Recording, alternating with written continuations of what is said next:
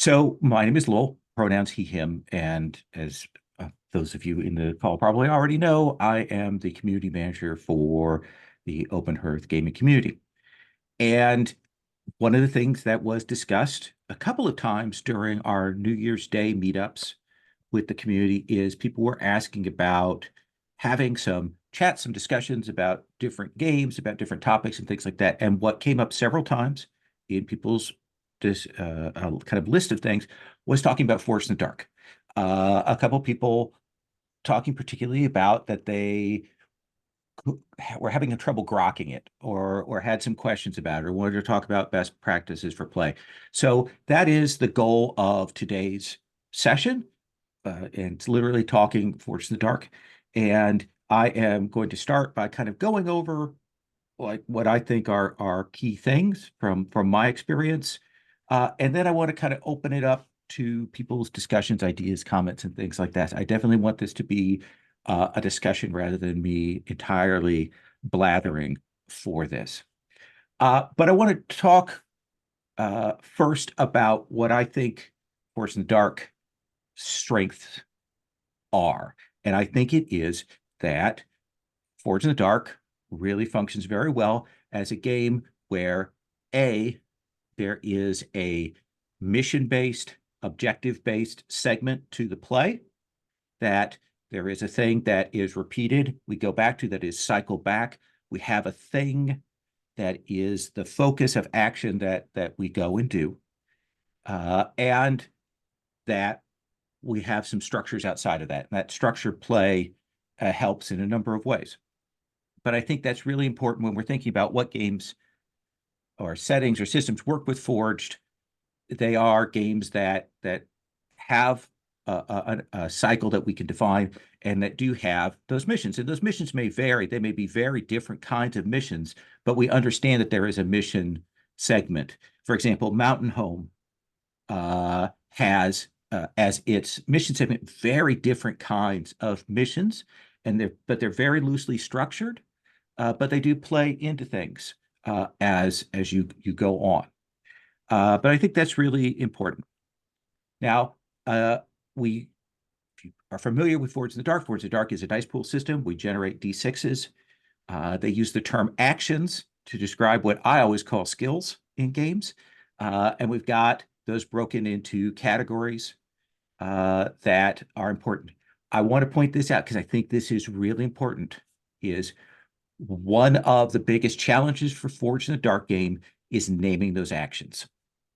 I think that a good Forged in the Dark game has actions that are obvious and that are clear and that are applicable in multiple circumstances. I think that's a huge challenge. And I've seen some Forged in the Dark games where I don't immediately get what the ratings are. And that's especially a problem if you've decided to go with, say, 12 ratings versus 9 ratings. I think that's really important. And it's important for players to try and understand what those mean, and for the GM to tell the players, this is my expectations for what that rating means, for what that action means. The players need to know what that is. Now, the fallback for Forged in the Dark is that whatever the players choose is right. That's their choice, and I try to hold to that very liberally. I try to let the players choose first. I'll make options and suggestions, but we give the players the opportunity to shape their action, shape their description to fit with the particular action dots that they are using. So as we know, we've got the bigger meta picture of the structure of play, but at the baseline, we have our resolution. And our resolution is about generating a number of dice, and those dice we roll, and we're going to be taking the highest. It is a slightly different set of numbers than you get with PBTA.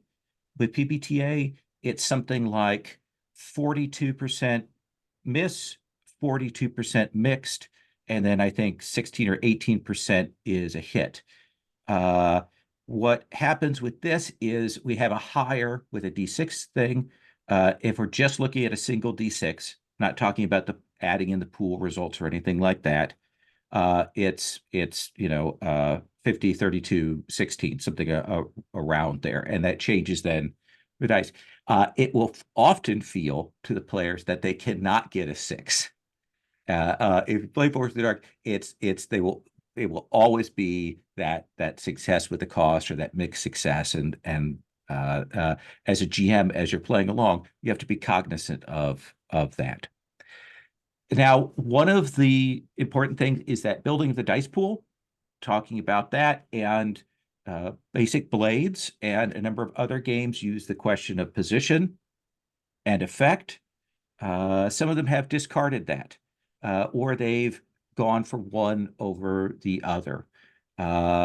Position being, of course, controlled, risky, desperate, as the basic terms that are used for that.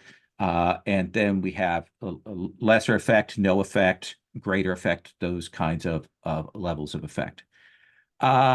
Those are interesting things, and they are a point at which, as a GM, you find yourself having to stop and assess. Sometimes you have to do that, and it can be a road bump. One of the things I do, and I've talked with Rich about this before, is I say to the players when we go to play Forge in the Dark, every roll that you make is risky and standard effect unless we stop to adjust that, unless the player decides that they want to make that, or unless the situation is obviously different. That gets us past that road bump, that hurdle that sometimes happens with that. One of the things can be is that for some people, that position effect thing creates an axis that doesn't get paid as much attention to. I know that Ondish, in particular, likes to eliminate that as an aspect things or change around how that happens. That's a really interesting point to change how hack, especially if as you're playing along, you find yourself just doing risky standard for everything, and then you're elaborating on that in other ways. The other potential like speed bump that you're going to hit with any particular roll are devil's bargains. And some people love devil's bargains. I'm going to tell you that as a GM, I hate them because I like pacing. I like keeping things moving. I like moving quickly. I like getting the roll resolved. I like moving along. And sometimes when a devil's bargain comes in there, it's a stopper. It's a moment that stops me, and I have to go, okay, where are we? What are we doing? And I have to think of another potential cost or consequence. The important thing being about those devil's bargains is they have the real challenge that a devil's bargain is something that you want to make sure doesn't negate potentially the action that's being done, doesn't undercut it, doesn't negate it, but it is something that will have an effect. It's not an either or. A devil's bargain, however it's phrased in whatever thing, is something that is definitely going to happen.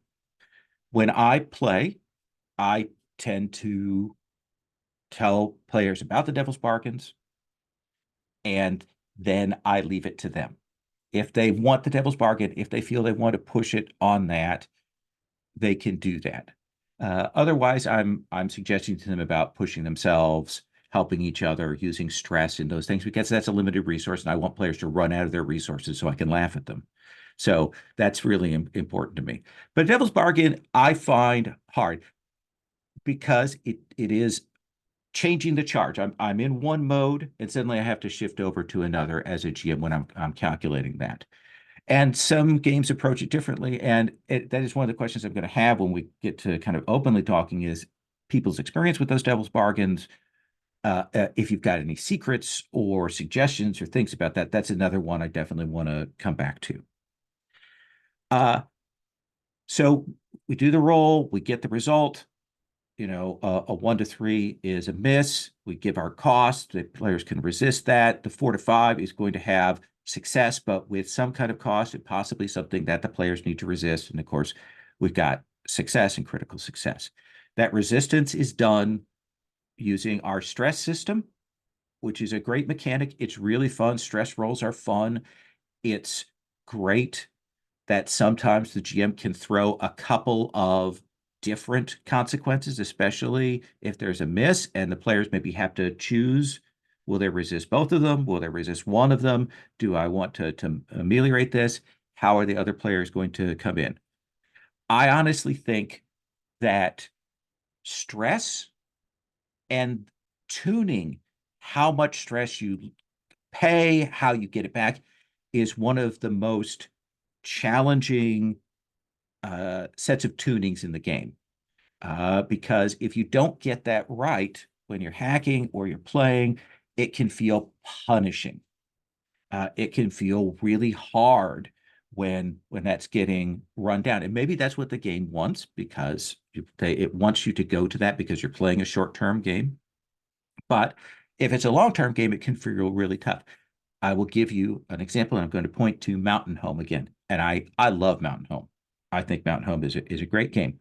But Mountain Home also really hits the stress hard.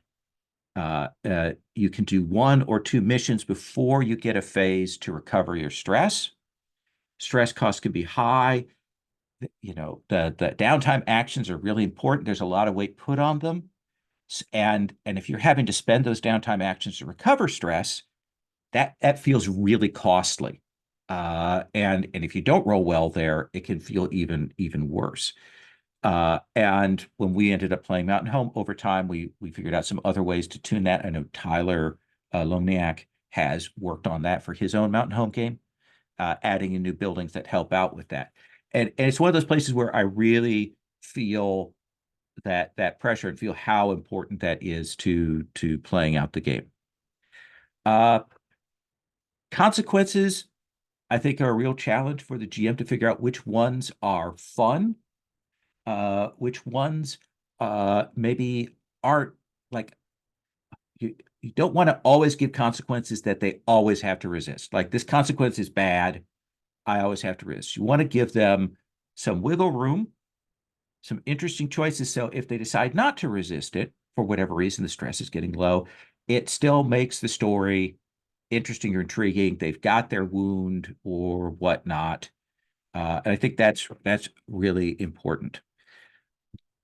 One of the other tunings that is the number of stress boxes and how the game handles conditions.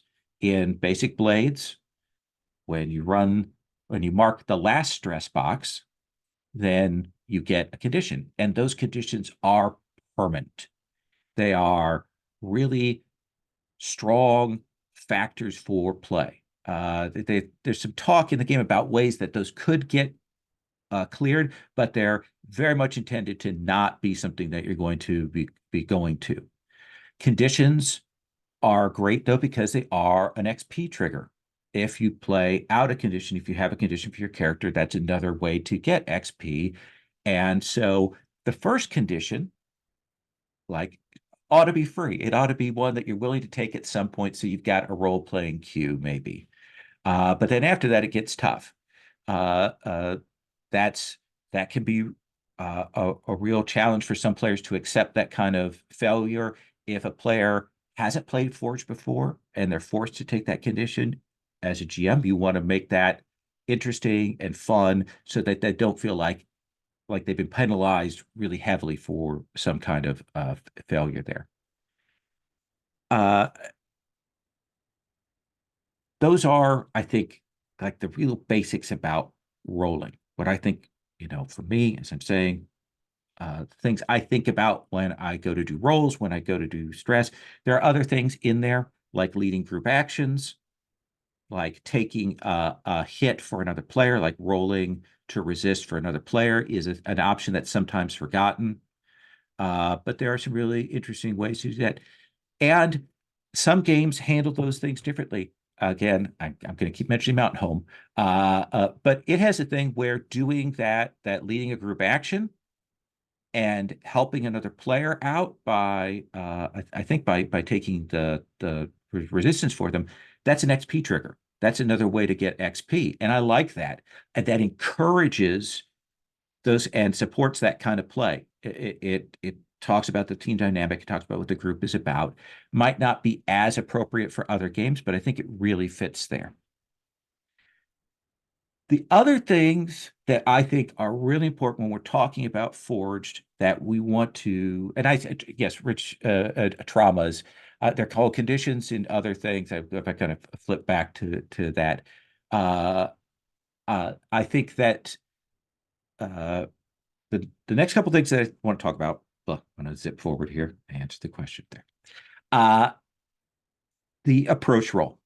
I think if there's any mechanic that you can steal for other games that you should be stealing for every other game that you play, it's the approach roll.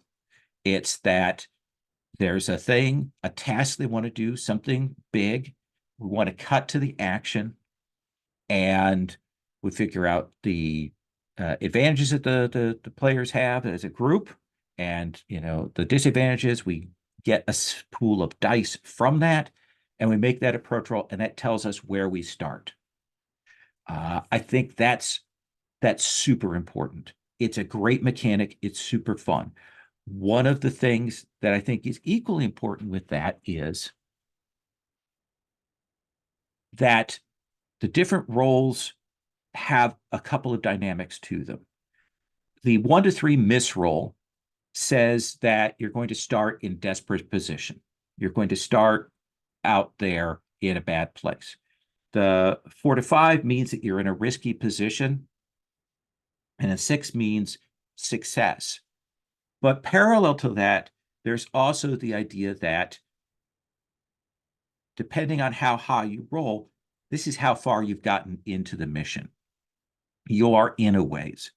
One of the things I think that GMs sometimes do is, okay, we're starting risky or we're starting, in desperate, but we're always starting at the same place. I think it's super important to tell players, here are some cool things that you got past.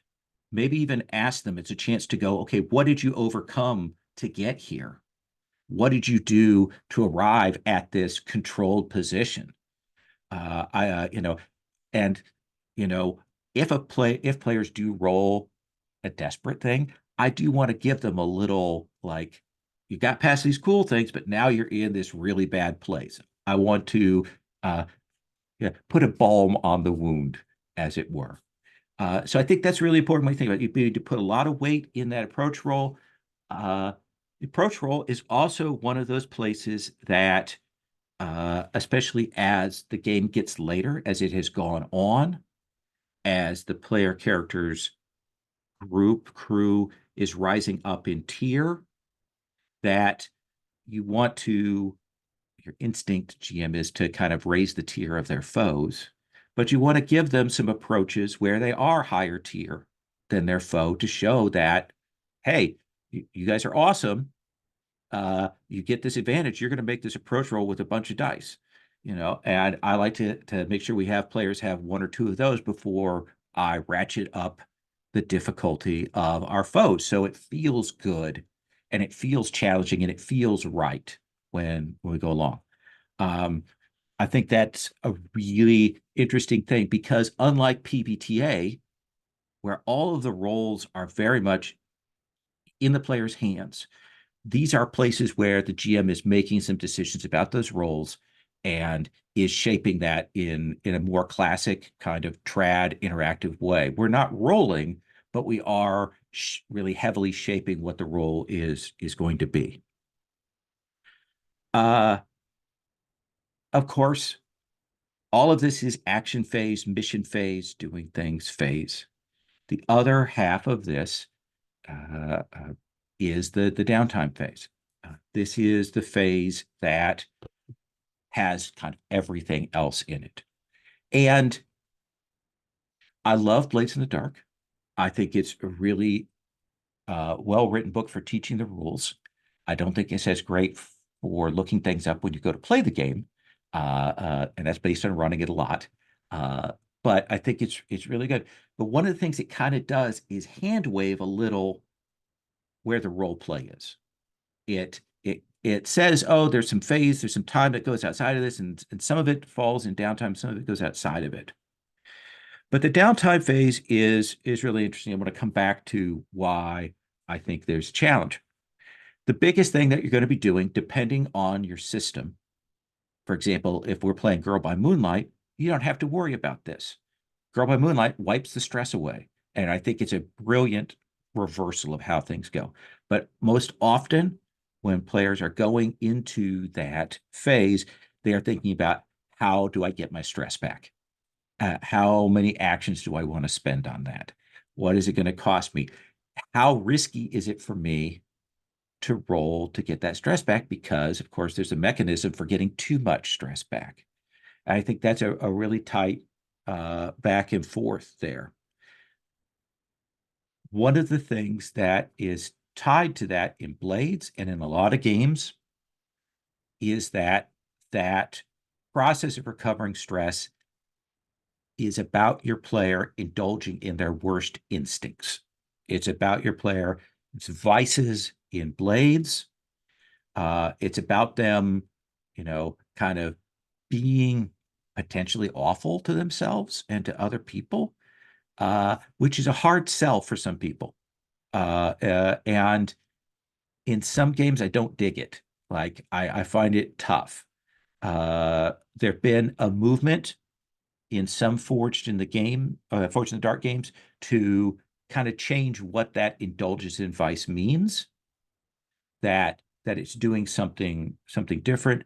Rich pointed out to me that in Mutants in the Night has a really interesting novel set of uh, vices that aren't really vices in the classic sense.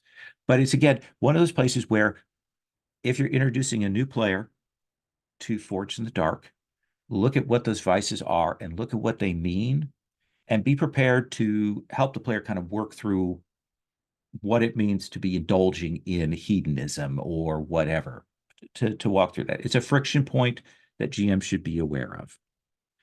And again, uh, uh, as I said, with Mountain Home, with other games, that tuning of how much stress, when you recover it, how many actions you have to spend of it, is one of those mechanical cycles that, as a GM, you need to know how that works. You need to know how hard it is to get that back. You need to be aware of that. It was, when I went to first run Blades and got it to the table, it took me a long time to figure out where that was. I also had a big table. One of the things that is a potential issue with Blades in the Dark, with some other games, is if you have a table of 6 players, as I had, uh, stress becomes much less meaningful as you go along, unless you drag out those action sections, unless you hit people really hard, unless you're really pushing on that.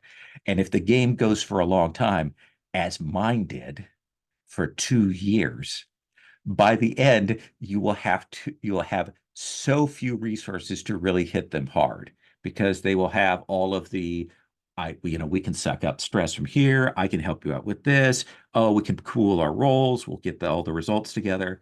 Um, but you need to kind of be aware of that thing. The There are a couple of other things that happen in that downtime phase there, that, depending on your game, will have more or less, like, impact. Uh, there is the long-term plan, make a project. One that's a classic fallback for a lot of different things. If people do that, you want to give them something. If they've spent that action as a GM, you need to make sure that that pays off, because the downtime actions are super valuable. You want to make sure that pays off. There's also the going and getting assets, borrowing from faction members is kind of a part of that. I found that very rarely did I see players use that. It was only if they were, like, looking through the list and going, "Oh, I've never done this. Let me try this out." Different games have different things. That one really interesting one is Vergence, which is a Forged in the Dark game, which is built on trying to emulate sort of the feel of the Chronicles of Amber. It has, because it's doing politics and faction things, it has a downtime action that is just about going and, like, building relationships and co-opting other groups and modifying your faction ratings and that kind of thing. And I think that's a really interesting thing because factions sometimes in Forged they have tiers, we have our relationship, but maybe sometimes they don't get utilized as much as they could. Um, that all ties in, of course, to the other aspect I don't want to go too much into, but is the crew. The crew is an awesome thing, and we've seen lots of games do very, very different things with the crew. Some of them shorthanded and make it not that interesting. There's some picks that are done to kind of build up, support things. Uh, I like a really good crew sheet. I like how Girl by Moonlight does it, where the crew sheet is unique to each campaign frame. It's a clock for the campaign itself. It tells you how far you've gotten along on it. I think that's really, really cool. And there are some other games that are doing interesting things with those crew playbooks. Uh, so one of the things that comes with that is this idea of advancement and tier. And sometimes players wonder, what the economy is. Like Forge in the Dark, of course, as you know, or Blaze in the Dark, has a real economy of coin, spend, reputation, building up tier, and it kind of matters in some places, but sometimes it doesn't. As a GM, you want to look at what that tier means, and when players do raise up in tier, when the crew does raise up in tier, you want to make that interesting and fun and have a real payoff. Um, so I really like the crew sheets. I think some other games are doing interesting things with that. So that's me talking. This is me doing the super breezy thing through this. Just that's Forged for me. So what I want to do is kind of now open this up for questions, for some thoughts, either about play or GMing or things like that. But I do want to start with one thing, Rich. I am going to throw to you because I mentioned the Mutants in the Night Vices and how much you dug what they did. Can you talk about what it does? Sure, I'd be happy to. Thanks, Lowell. Yeah, the vices I've had a problem with in Blades. I have a lot of problems with Blades setting and vibe, but I had avoided Mutants in the Night until just the last part of last year, and the vices are um, interesting because they're around recovering from stress rather than indulging in something awful. So, for example, you can have a vice of slay, which means that you dress wild and impress others and represent yourself, go out and dance. Vibin is spending time in real conversation with your friends or your partners to refresh yourself. So there are a number of different vices, and every one of them are interesting and kind of wholesome and really feel like ways you can recover stress in a healthy way. So I read that I was really excited to get it to the table. And it's been great because it's the kind of stress relief scenes that you don't necessarily see as much in Blades in the Dark because folks want to join in. Like, oh yeah, you want to go party? We could all go to a party and each of us could have a way to relieve our stress rather than the sad person in the corner indulging in a Blades in the Dark stress. It's awesome.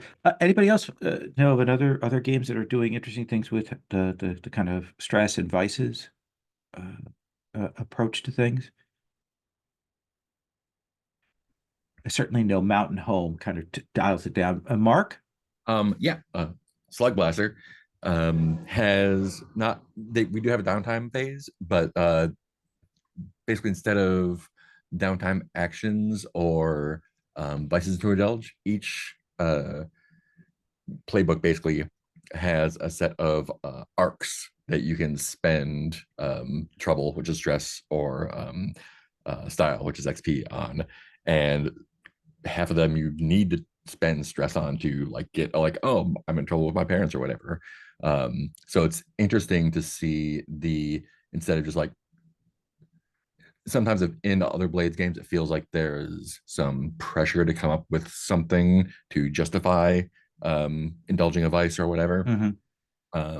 Whereas this is prompts. It's like, oh, spend 3 style and then do a scene or with another teammate that does this specific thing and then get an extra trait or do something. So it's really interesting. You're not clearing your stress, you're spending it to get stuff. Oh, that's interesting. So the stress itself becomes a resource that gets spent. Yeah. Yeah. Oh, And like the game I'm wow. running right now, they've been doing really well, so they don't have enough stress to get the arc they want. So like, we got to go get in more trouble to like do downtime stuff. Wow, Which that's wild. in terms of like reinforcing the theme we talked about earlier, that's your teenagers. You want to go out and get in trouble with your friends, and it's just excellently encourages the team to do that. So I agree. That's one of the best mechanics in Slugmaster. Yeah, I agree. Wow, that's wild. I hadn't heard of that. Anybody else have anything they want to say about that sort of the vices and indulgence there? I mean, just if we're listing games that do it differently, Band of Blades is very different in a lot of ways, but in terms of there's no indulging vice. The Legion as a whole, during the downtime phase can take liberty, and then every character, gains stress back. So not it's been a while since I've done that. So it's not done individually at all. It's all in that sort of group phase. Okay. The another one that has an interesting twist on it is Fathom, which has downtime activities that are much like other Forts in the Dark games. But one striking difference is that every playbook has a special downtime activity that they can use to relieve stress or do other things, which are very interesting character changing choices in many cases. And so that sort of individualized thing, it's like, yes, okay, you can be a normal person, you can do these things, and then you can do this weird thing that's just about you. I hadn't thought about the idea of giving that as an option on the playbook. That's a really interesting dial to have. I do want to say about uh, the whole stress relief thing. Blades has a dark vibe to it, and so it wants those vices to be hard, to be unpleasant. Last Fleet is another game that has some. It's not exactly a Forge in the Dark, but it also has a like indulging in your worst self to clear. So that's a theme that we see across these games. Mads, were you going to say something? Yeah, I mean, I wanted to kind of pull on some of the stuff that we had done in Bump in the Dark. Their downtime is made up of a lot of free play, and the activities that are listed just, I mean, they don't affect something as uh, direct as like stress, but for certain, I can't remember what they're called, sorry, like the stats, like for luck or alarm, I mean, like, you can reduce, by doing certain activities, you can reduce these depending on the downtime die that you roll. So, for instance, it's like if you do quell alarm because of acting as protectors for Iron Country slash like Last Pine, the town that you are tasked to protect. Quell alarm is like, say what your character is going to do to lessen alarm in the people of this place, and you reduce the alarm according to your downtime die. So like 1 to 3 reduces it only by 1 point, 4 to 5 by 2, and then 6 by 3, and then a critical reduces it by 5. So I mean, like, again, like this is just an example of like where it affects certain bits of the game. And like, there's another one called hold on, where is it? Luck. Yeah, here we go. Seek solace. So seeking solace, It's like describe how your hunter seeks solace and say who, if anyone, is with you, and then you would clear luck, equal to your downtime die. So I mean, again, it's like it affects different bits that you were affected by when you were in the action phases. So I mean, and like solace could be camaraderie, faith, love, obligation, the occult, solitude, and what's described as vice. But I mean, it's questions that you answer in terms of like, nothing that is like solidly a true vice if you don't want to do it. I Mhm. mean, what steadies your nerves when nothing else can? Where do you find yourself broken and alone, but finally feeling something? So could be taken in several different ways and not necessarily negatively, I don't think. So it depends on how the players indulge in their free play. Um, and their role play essentially. I mean, like I feel like this was a Forged in the Dark game that gives a lot of like space for Mhm. players to explore that, especially in downtime. So Yeah, it naturally transitions into the question about how we get downtime actions to support role play, to give us space to do role playing, to back that up, and to make those actions that you're doing interesting. I'll talk about World by Moonlight. As I mentioned before, it gets rid of the whole stress clearing thing. There is a role to start the kind of the mission phase where each player rolls to see how much stress they've taken from the outside world. But then they also kind of replace the idea of the action that you have to do to regain stress with the gaining of links, because that's a resource that's as important as stress, if not more, because those links can be spent to recover stress, reduce stress, help out other people. And links are role play. You do a thing with another character, you narrate a scene, and you generate those links. And I think that's another a way to do that. But like, what's other people's experience with trying to find that RP space in a Forge game? Uh, Chaotic, I see Uh, you. yeah, I know for me personally with Blades in the Dark, we spent typically for downtime sessions an entire session dedicated to it because we really drew out like the role play because like mechanically it's not enforced. And I think like that's where a lot of people struggle with like Blades and Forge in the Dark. A lot of the roleplay aspects of the system is not mechanically enforced. Mhm. It just gives you like, hey, here's position effect. You choose your stat, you roll the dice, and then you resolve the result. That's pretty snappy for the most part. But like that's not the point. The point is figuring out who's in control of the situation. Figuring out like what am I willing to gain more ground? What am I willing to risk? What am I intending to do that is daring? And this is why I actually like the vice system in Blades in the Dark. Because like there's a lot of RP implied in it. Because like sure you go out and do like this dirty deed, but like this implies like you know people, you know locations, you can get context in the area, you have personal viewpoints on like how you characterize your character because this is what they enjoy, this is what they intend to do on their off time versus when they're on time.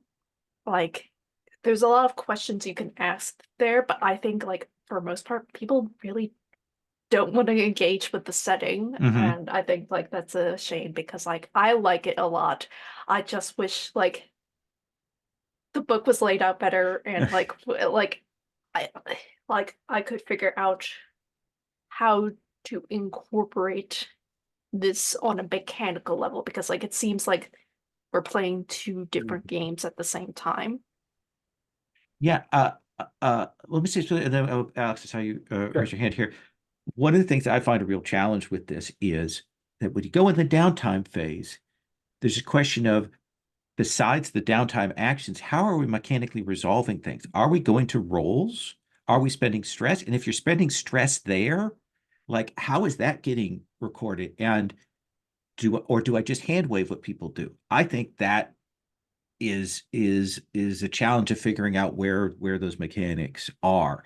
And it's a place I struggle. Like I have struggled in the past thinking about that and making it meaningful, or making failure on those roles meaningful. It's tough. I'm sorry, Alex, you were going to say? No, yeah, I just wanted to jump in with. I agree with everything Chaotic said. It's really important to remind people that it's a narrative game. It's not just a mechanics focused game. But one mechanical area where you can encourage that is the XP triggers. You can point out, during downtime as an MC, like hey, just a reminder, if you have another character jump in your downtime scene, that's something that'll get you XP later. Or if this is a great opportunity for you to show something about your background or your heritage, right? Let's have a scene between you and your union boss or your rival, right? And that can kind of like some players will really. I love XP. I will eat it up like candy. So any kind of way that I can get XP and show off my character, that's a great time for me. So that's a really good point, because I sometimes I do find with these games, and we get to the end of the XP trigger phase and people are like, I think I did something with precision, or whatnot. And it can be really tough. Another thing I'll mention, as Chaotic suggested, kind of expanding out the downtime phase, everybody doing their downtime action, and then having a go around where everybody calls a scene with another player, and then doing the second downtime action. It lets the situation breathe. It opens it up, and it's an easy way to do that, to blend onto that. Anybody else on those idea of the downtime, the challenge there? I also know Agatha asked like how you expand roleplay during downtime. I like my GM for Blades in the Dark, like one of the ways that he encouraged roleplay was asking like, how do you maintain your relationship with your purveyor? And when we're focusing on projects, like what does this particular step of like this project look like? What are you doing to achieve your goals? Are you going to maintain your contacts by like keeping tabs on them and talking to them about like any personal problems they may have? Are you doing things to maintain your crew's image of yourself? Or is there something you want to discuss with your crew? Because last time one of the other PCs left you in a bit of a lurch there. So Yeah, leading questions, the context list, which is fun when you're making up the character.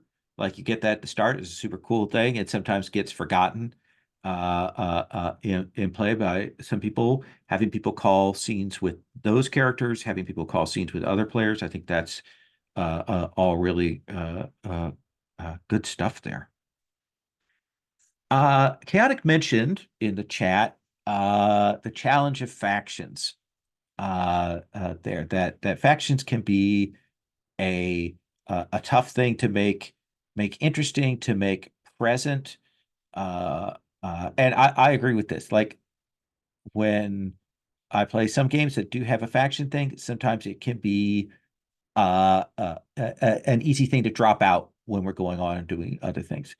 I think one of the important ideas with factions is to like associate players like individual characters' relationships with the factions.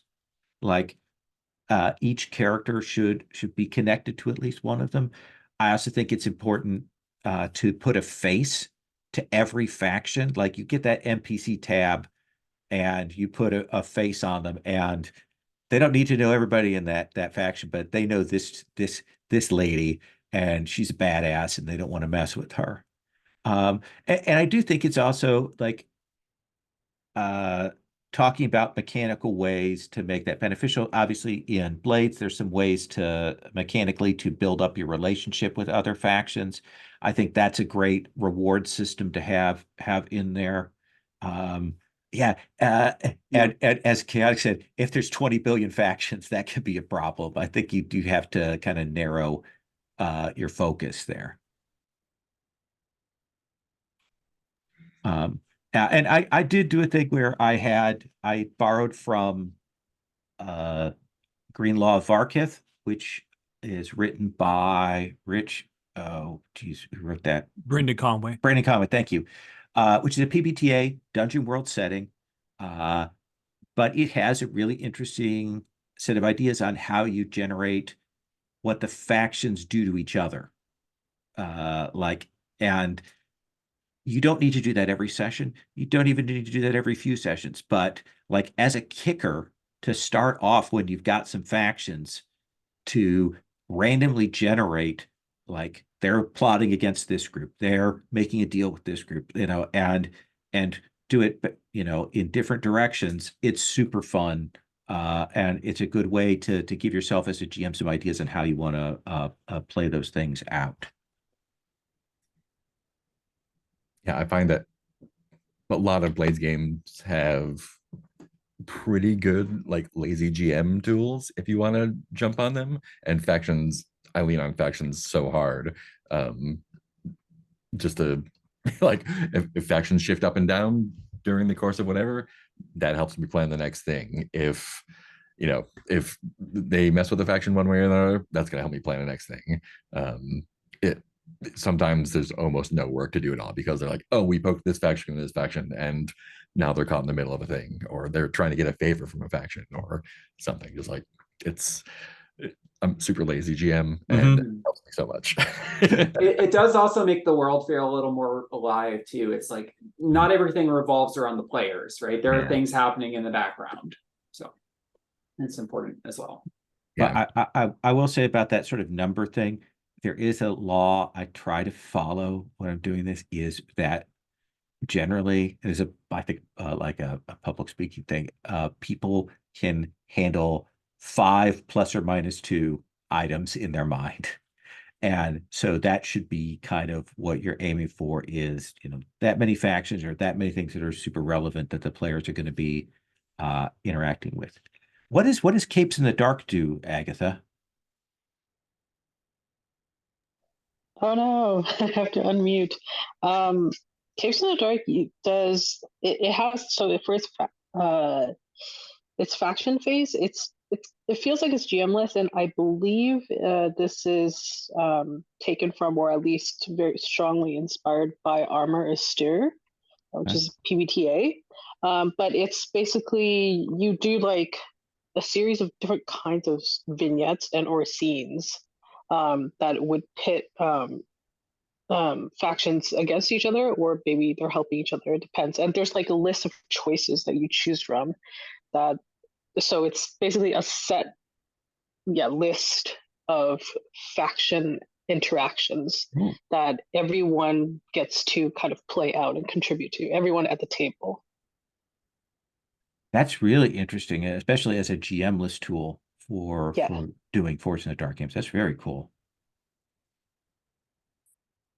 Brandon, you wanted to touch on a subject that you had said before, and it took me a moment to find it.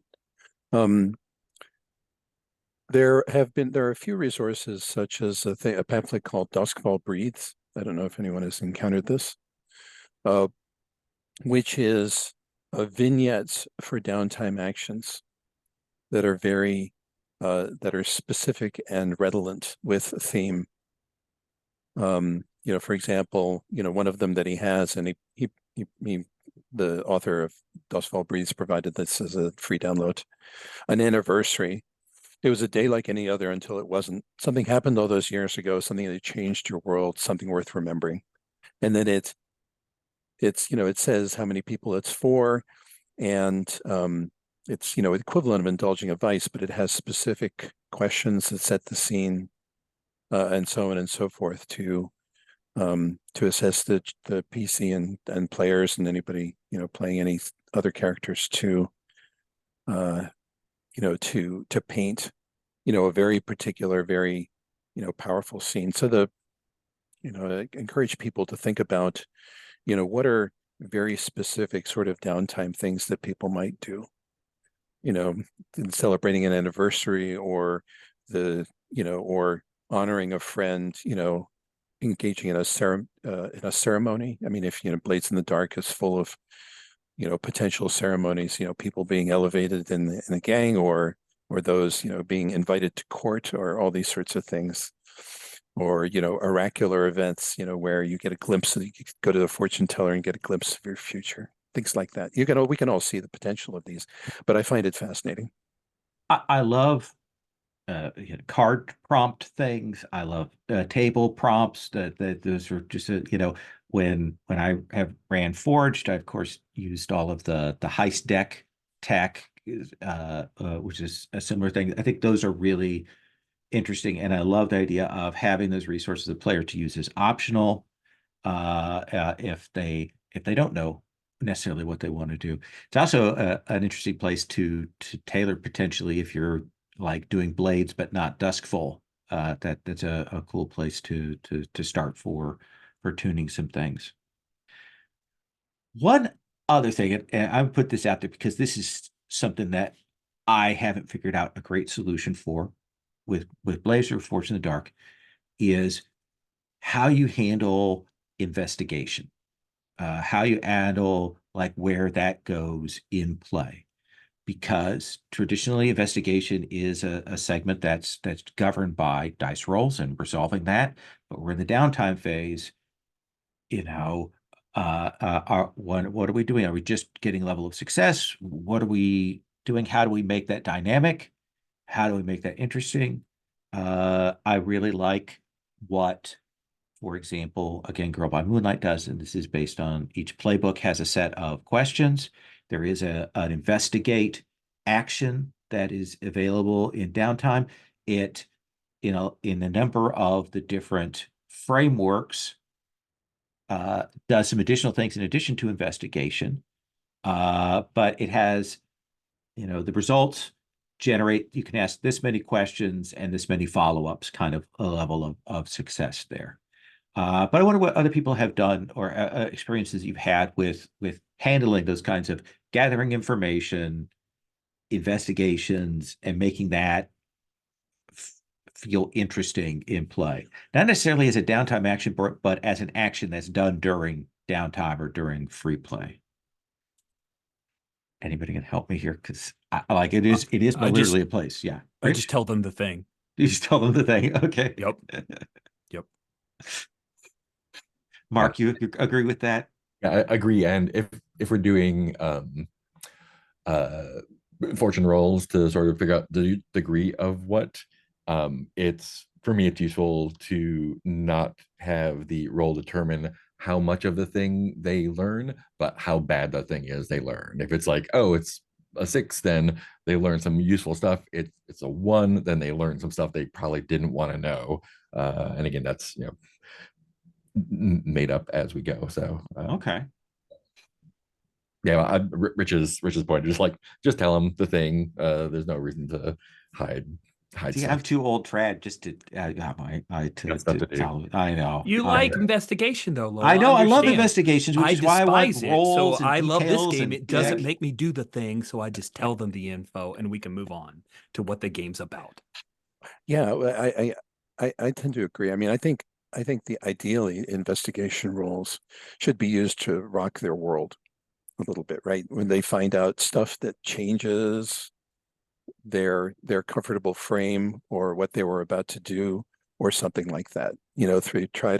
I try to intrigue them or throw them for a loop, if at all possible, with anything that they discover. And so I'll often have a lot of things written down as like they might find out these things if they go poking.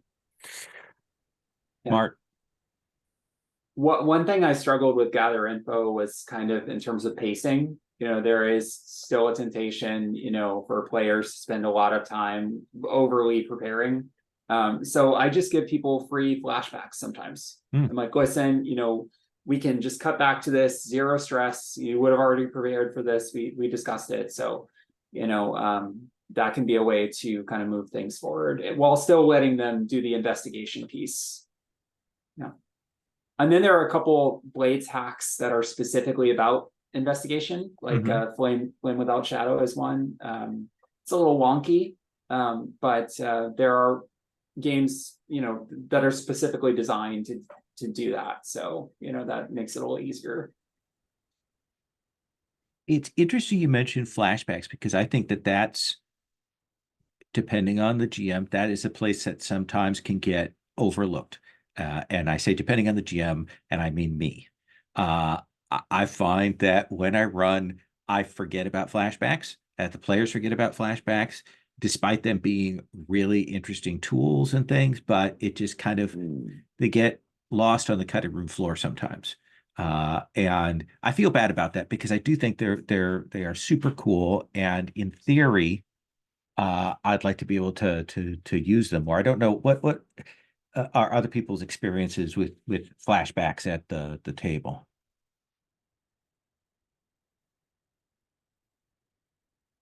No one wants to speak to it. They're flashing back to it. Mads? No, literally, that's literally what it is, because I'm trying to remember, like, the first Forged in the Dark game that I was introduced to, actually as a player, was A Family of Blades, and Paul Dunca had set it up beautifully, where there was literally like a family unit, not only with our group, but also like a tie between my character and somebody else's, or like, several of the characters, of course. But there was a specific mechanic that there was a move where they had to do something, and the only way to get it to push to succeed, because I think the roll wasn't good enough. Like, I think it was like, not a miss, but like the partial, the complication, but to push it to make sure that we could succeed, because this was at the climax. I mean, like, we had to do something on a train, and it involved like flying a tank, with a helicopter. It was insane. Anyway, I had to go into a flashback of when my character and this other character was like broke up, essentially. Like, they had had a falling out, and then the flashback was going over that moment and then coming back to the present to call back to it and say, I believe in you. Whatever happened back then, da da da. Like, it doesn't matter now. I know you can do this. And it just kind of like, it was an easy way to not only recover stress or cover that particular mechanic, but was also a great way of calling back to the shared past and bringing it into the present to make amends, or to heal that rift. Because I do believe that is a mechanic in A Family of Blades. Like, you're healing the relationship, and progressing the story and making the result better. So, yeah, that's my experience with flashbacks. I like that. Other people's experience? I think flashbacks are the biggest reason that when you're doling out consequences for failures and partial successes, you can push really hard, and you probably should, because you can throw things at the players where they're just like, well, okay, well then we just hit a brick wall. We're doomed. Like, what are you doing to us? And that's when you can kind of remind them, or maybe this was part of the plan the whole time, and you prepared for this in some way.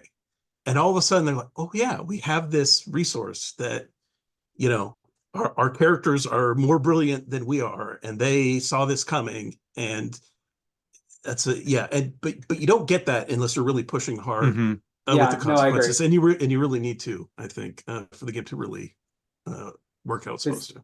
Because then they have that aha moment when they see the power of the mechanic, like, oh wow, this impossible situation, we found a way past it. I 100% agree with you. There was a thing, Lowell, in your setup where you were talking about the engagement role. Jumping into the middle of a mission is really hard for trad players to let go of the planning. And I feel like flashback is a critical component of telling them to shut the fuck up and just go ahead.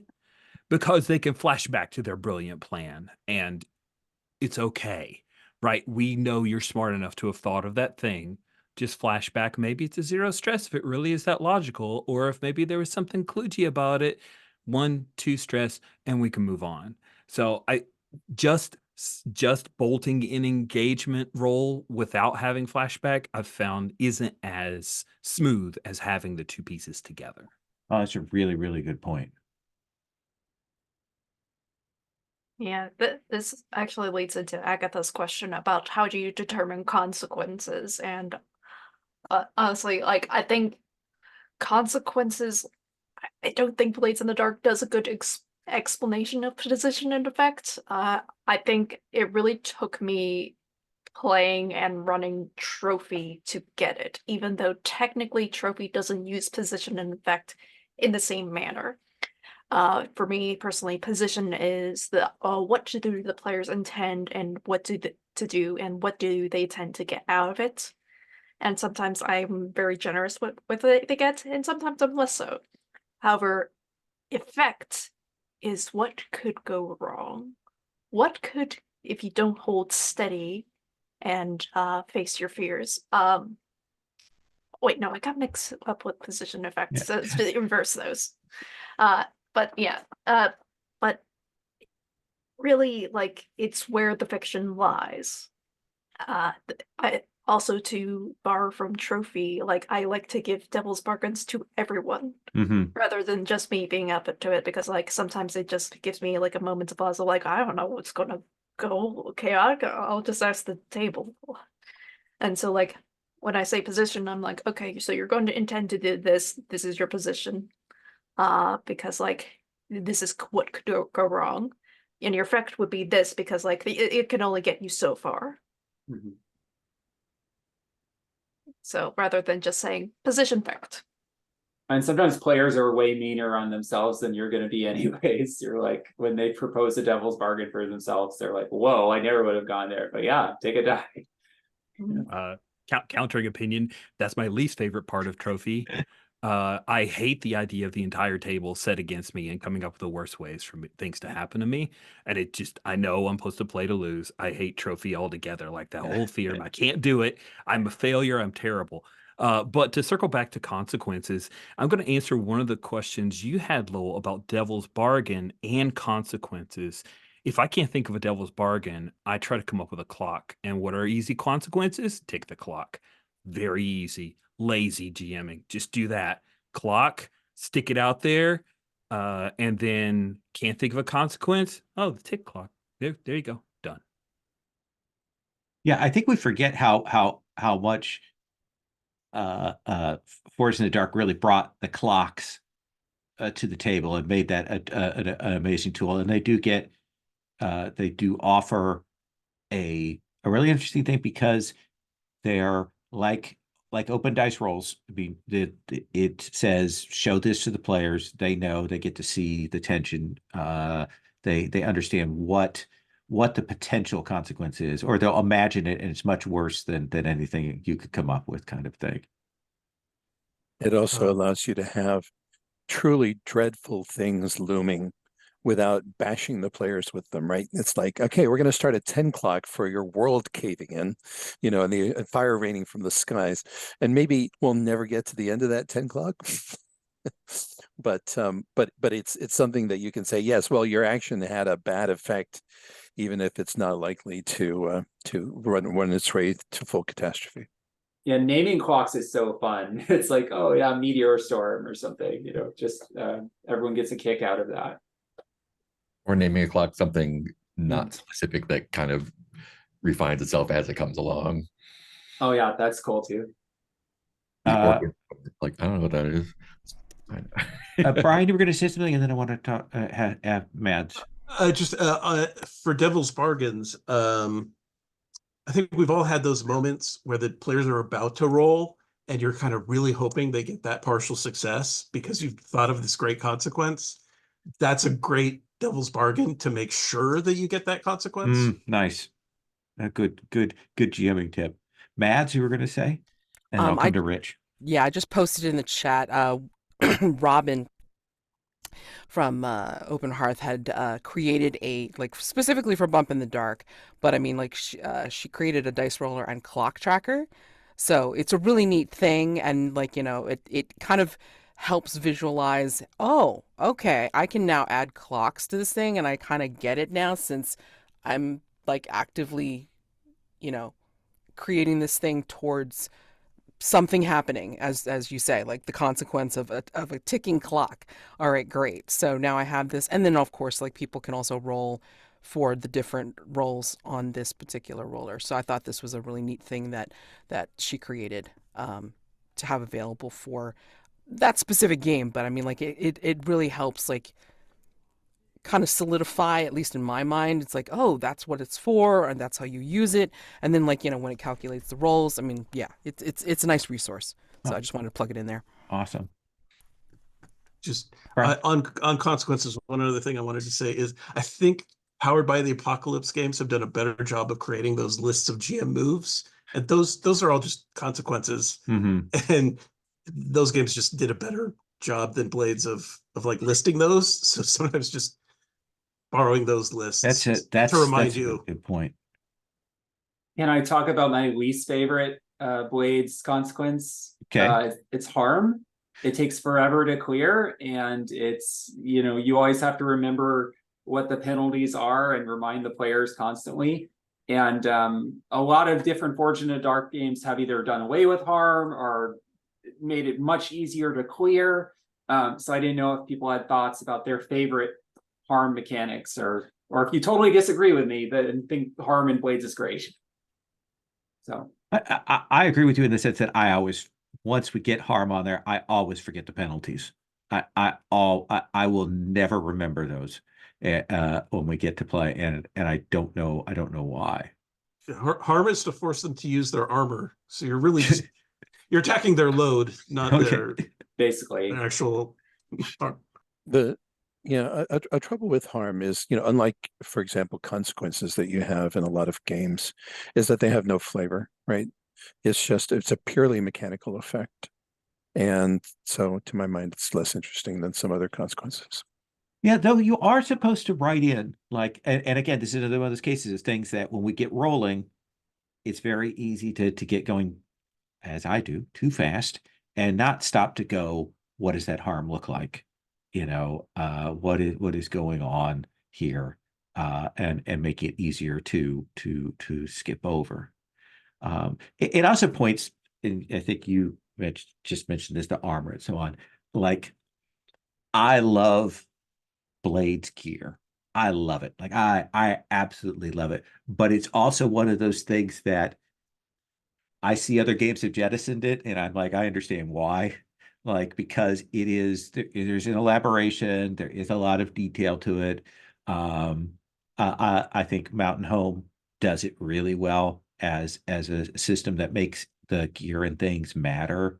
But it's one of those places, like, I love armor, I love gear, I love those little tables and things. So yeah, the supply in Mountain Home is really interesting. I'm running it right now, and you definitely have to have more of a consideration about when you're going to spend it or not, and that's really cool. And I like that you can keep it for the entire year too. So it's like, yes, you're spending you're spending supply on this, but you still have the thing. Yeah, right. That's really neat. Yeah, you don't have to choose load.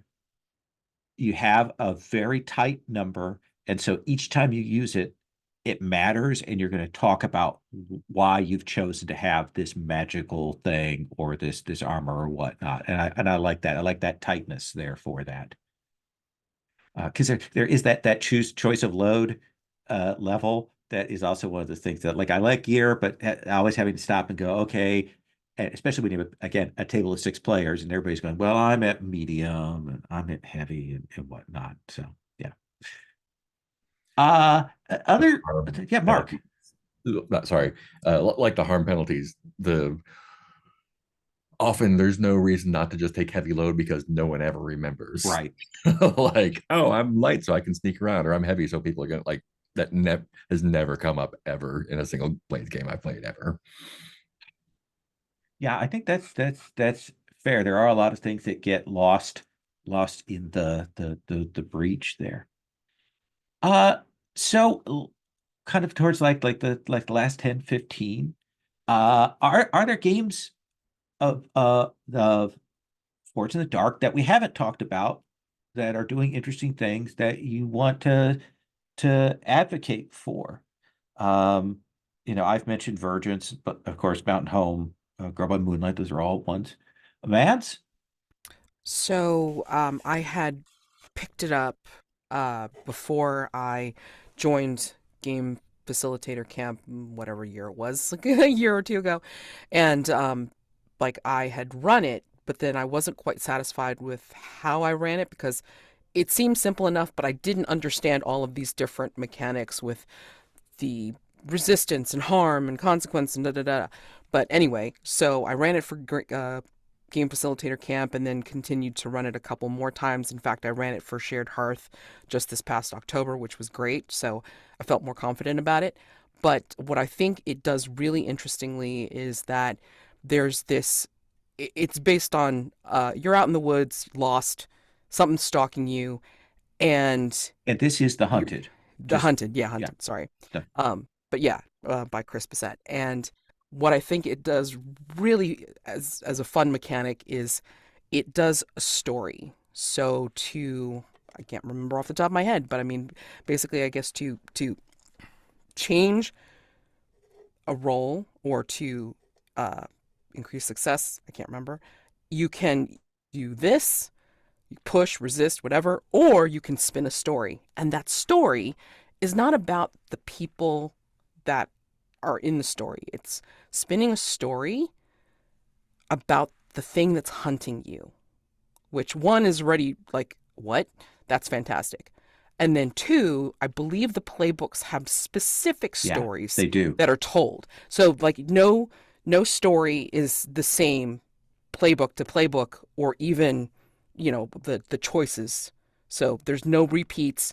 Like everyone has the chance of telling a different story, a different rumor, or something that relates to the thing or the monster, whatever it is, hunting them. And I just find that fascinating because coming from playing Car from Brindlewood and The Between, I mean, a lot of that whole backstory type of thing, instead of being about the characters, it's about the thing that's hunting you. It's delicious to me. So I'll say this to tag on to what you said about The Hunted. It is, you do that to add a die. I will say it's interesting you mentioned that because I put a game of The Hunted on the calendar for February the 18th, and it is slots are open. So I just mentioned that out there for everybody. Yeah, because I just read it. I hadn't looked at it before. It was just this last week, and I was so taken with how it approaches Forged. Other games that we want to mention? Has anyone read As the Sun Forever Sets or played that yet? That's the H.G. Wells, the War of the Worlds one. I'm very excited about that one. That's a genre I dig, so I want to see what that does. Any other ones we should mention? Advocate for? No, people. I'm gonna plug Slug Blaster one more time. Just like now, give us the elevator pitch, because I'm now going to admit that I have no idea what the elevator pitch is for Slug Blaster. So Slug Blaster, you are teenage hoverboarders who dimension hop for fun, and your jobs are basically like going to another dimension and doing some sweet tricks and coming back. And then you come home and deal with your family and homework and stuff, which is super fun. And there's a lot of cool aesthetics around it. The system is one of the neatest distillations of Blades I've seen. It just like brutally cuts out like a lot of stuff, but it still contains the core that still really works really well. It does fun things with clocks, like, oh, instead of like do a clock, like make a word and then cross out letters of the word, or there's no harm, there's slams, and they just like go away when you're done. There's just a lot of like really cool things. Everyone has a signature item, like almost like a little add-on playbook that gives you like special powers and stuff. Yeah, there's just a lot of like cool things in it that are both like like boiled down blades, and then a couple like cool little tweaks that I'm definitely gonna like pull back out to other Blades games. Awesome. Rich, what was the name of that post-apocalyptic game that we played a couple times, but they were still editing and evolving it as we were playing? Songs for the Dusk, I believe, Yeah. is the game that we I, played. I That love was the a idea really of that one a Yeah, me lot. too. There's neat stuff there. It's old school, but I'll go Scum and Villainy because it's so easy to check out all the serial numbers filed off and run it as Star Wars. It's Also, brilliant. just real. I really like the Gambit system. I think it's a Yeah, neat mechanic how you can just generate it from risky rolls and stuff. Yeah, it gives a payoff for those being the kind of default in some ways. I'll give a plug for Fathom. The playbooks alone, and the overall sort of creepiness of the world is it's a very particular take on sort of surreal adventures. Sort of monstrous without falling into any of the categories of fiction that I've encountered before. Wow. Agatha, what was Mothlight? I know didn't you run it before? Yeah, I was hyper fixated on it for a while because a part of the pitch is that it was inspired by Nausicaa of the Valley of the Wind, so you can inhabit this like weird space world where there are giant moths. And I was like, oh, yeah. But yeah, it has really interesting concepts. I think the world building is the most fun part of it. It does have like a session zero thing for everyone to pick from pick lists to kind of determine the world building. Mm-hmm. And then, of course, there's also the crew sheets that really add to the world building as well. I feel like that aspect of it is very solid. And again, if you want to encounter freaky, weird space beasts, monsters, entities, then I still love that game. I haven't heard whether it's being still worked on or not, like in a while. So Yeah, I love games with world building built in. Of course, in the dark, I think Grow My Moonlight does that really well. Each of those campaign playbooks has a really strong premise, and yet it still has room for the group to develop it.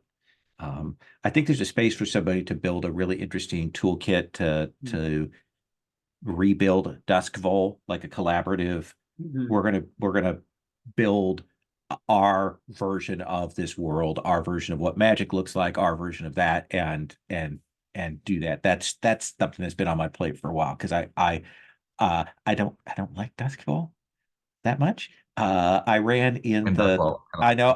I hate it so much.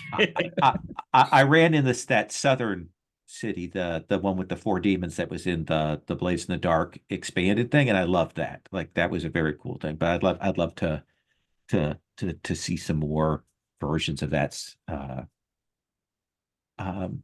Rich, do you have any experience with Beam Saber? No. I have a lot of experience with Saber. Okay. I know Rich has some reservations about the complexity of that, is my recollection. My eyes glazed over looking at the sheets. Yeah. Mark, Yeah. tell us about Beam Saber. I'm in a Beam Saber mega game right now where wow. there are 5 different crews in a shared world. It's a lot. Blades is already a lot, and adding a mech with its own stuff on top of it is extra a lot.